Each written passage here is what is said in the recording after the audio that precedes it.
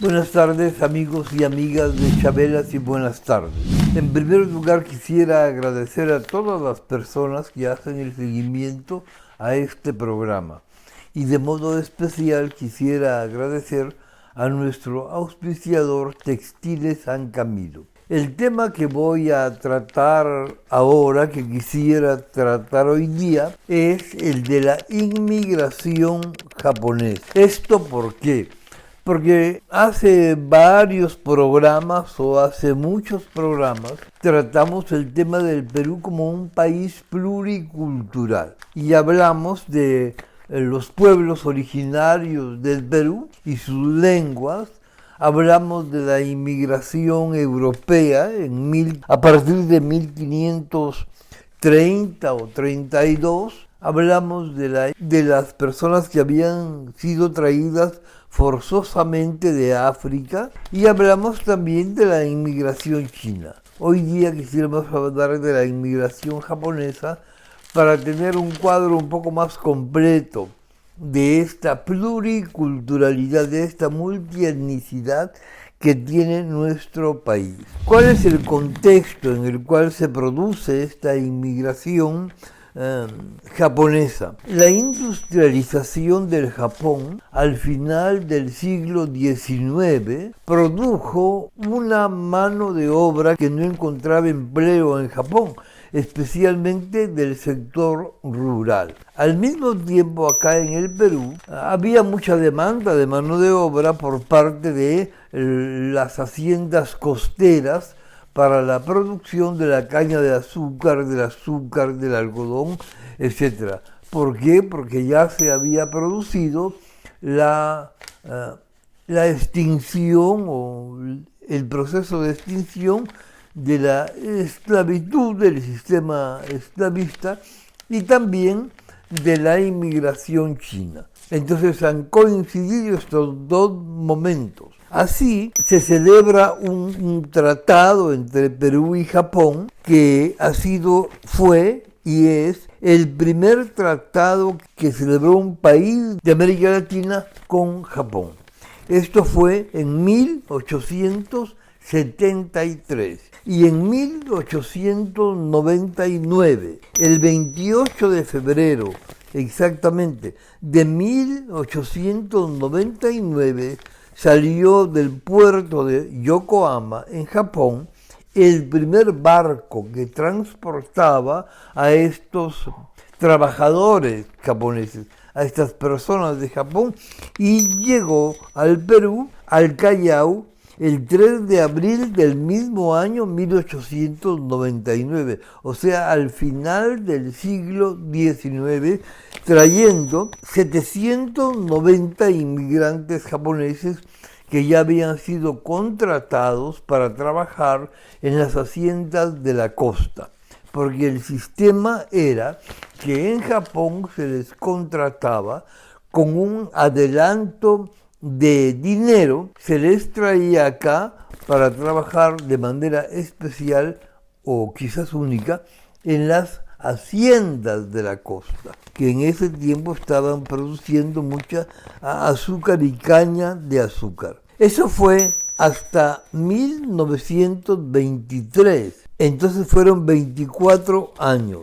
Ambos estados acordaron promover la migración de las personas de Japón al Perú. Venían a trabajar a las haciendas de la costa. Se les recibía entre Ica, Lima, El Santa, La Libertad y Lambayeque. Estaban un tiempo y luego terminaba su contrato y podían hacer tres cosas.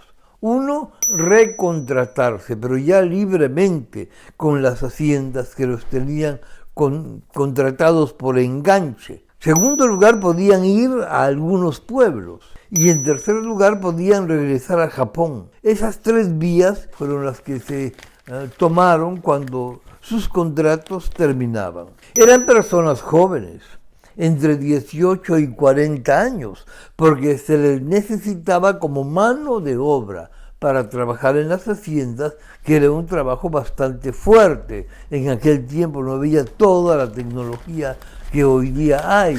Entonces era un trabajo bastante fuerte. Algunas de estas personas, cuando llegaban acá, encontraban que el trato que habían hecho en Japón no era el mismo que acá se les daba.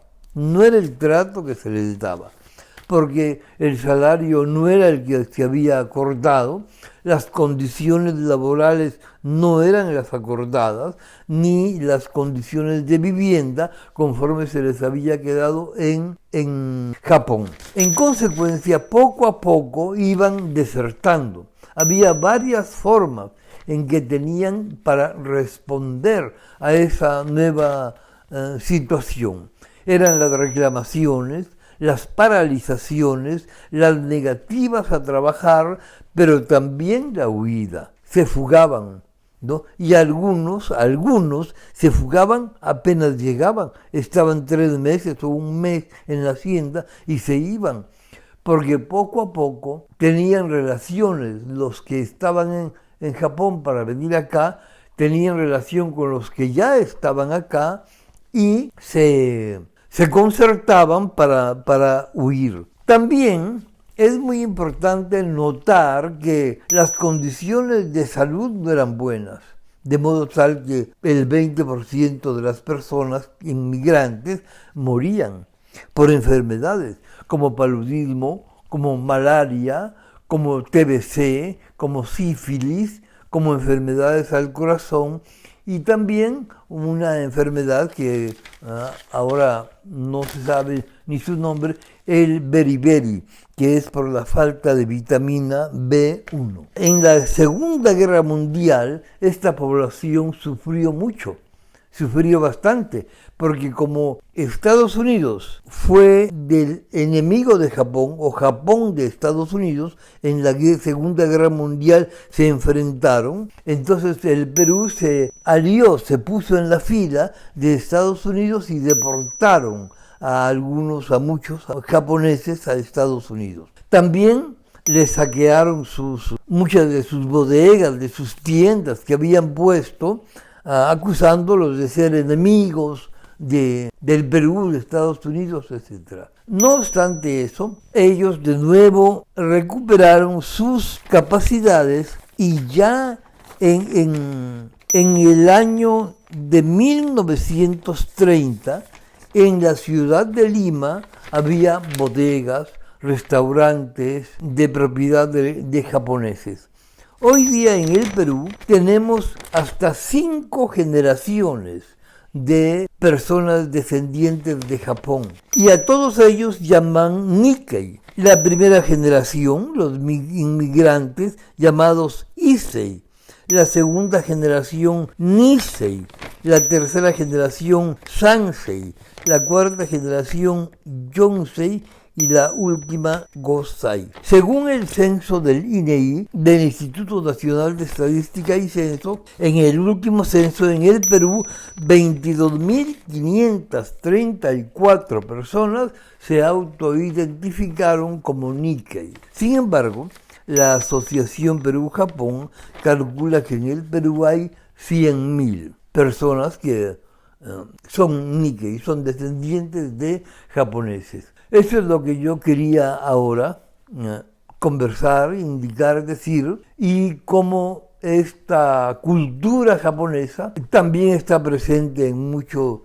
del Perú, en la pintura, en la gastronomía, en la música, en la literatura del Perú, etc. Para hacer este programa he tenido en cuenta 2 publicaciones.